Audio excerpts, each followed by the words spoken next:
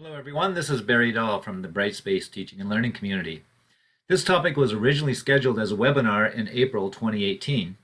Due to technical difficulties and just general screw-ups, the webinar didn't happen as planned. Instead, I decided to create a series of 5 shorter videos using the webinar content. The title is Using Word Docs in Online Courses? If so, then let's make them accessible. So why Word Docs? Let's start off with an overview of using Word documents in online courses.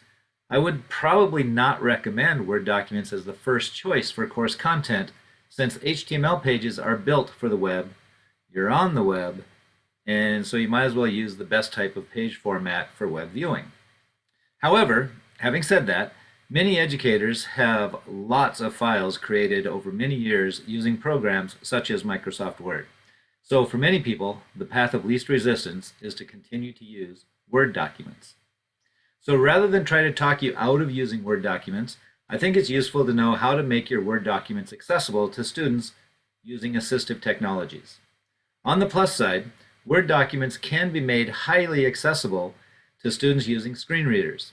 I'll mention it now, and I'll mention it again later, but one of the requirements here is that the students have access to the original Word document file.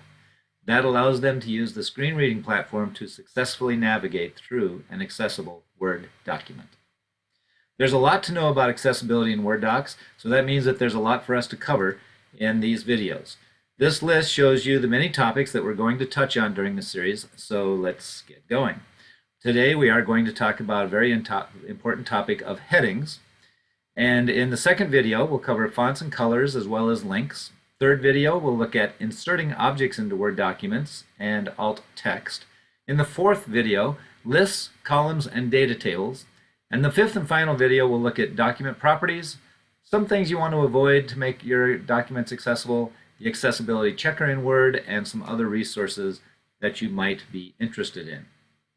Now I'm going to switch over to Microsoft Word. Although it's a bit unusual to do this, I am going to use the transcript for the video as the document to highlight the accessibility features.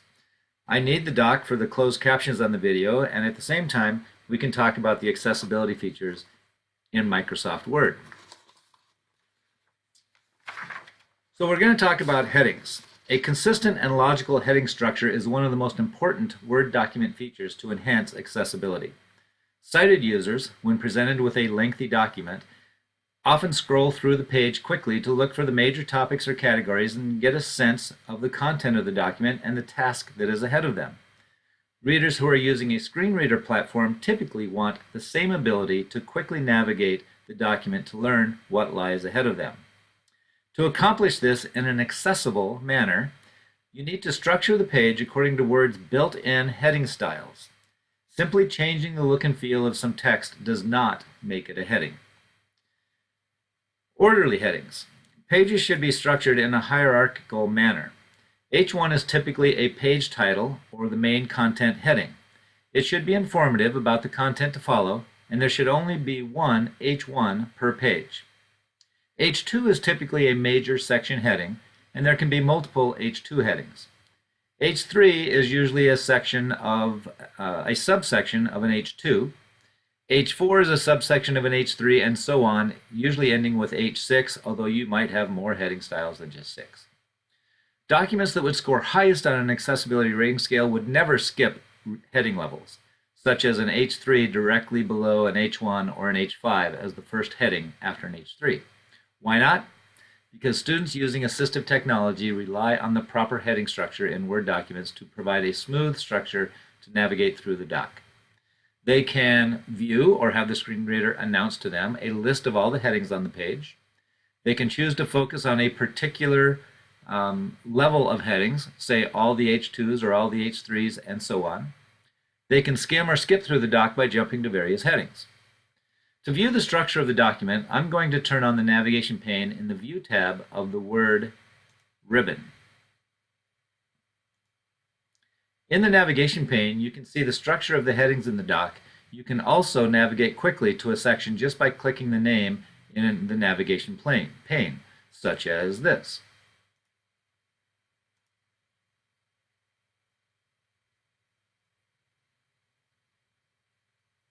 It is a good practice to organize the information in your document into small chunks. Ideally, each heading would include only a few paragraphs. Table of contents. After determining the outline structure for your Word document, you can enhance its accessibility by generating a table of contents. Word will create the table of contents for you with a couple of clicks. The table of contents is generated on the basis of the headings employed throughout the doc. A properly formed table of contents provides users with a hyperlink directly to the corresponding content in the doc. To create a table of contents, put your cursor where you want the table of contents to appear.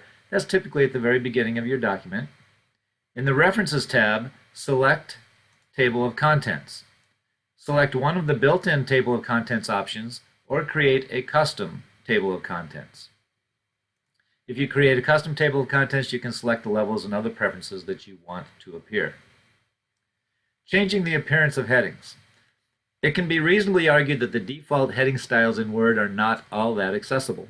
At least to my eyes, the light blue font color is not easy to read. Luckily, it is easy to change the style of any of the different heading levels. Additionally, this can be done for a single document or for each new document that you start in the Word program. I'll demonstrate by changing the style of an H2 font in this document. One way I can accomplish this is to right-click on the H2 box on the ribbon and then choose the Modify option from the drop-down list. This opens the Modify dialog box that allows me to format the text in any way that I choose. After formatting the text, but prior to clicking the OK button to apply the new format, observe the other options at the bottom of the dialog box.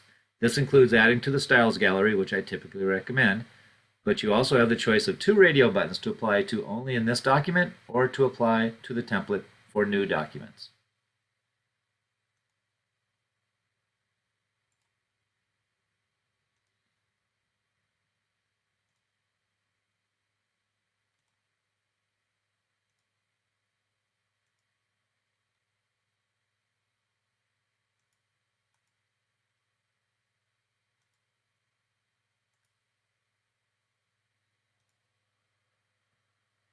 One more option is to modify the appearance of the text in the document for one or more of the heading styles, and then applying that style to the heading in question. Select some of the modified text, then right-click on that heading in the ribbon, then choose the top option to update the heading to match the selection.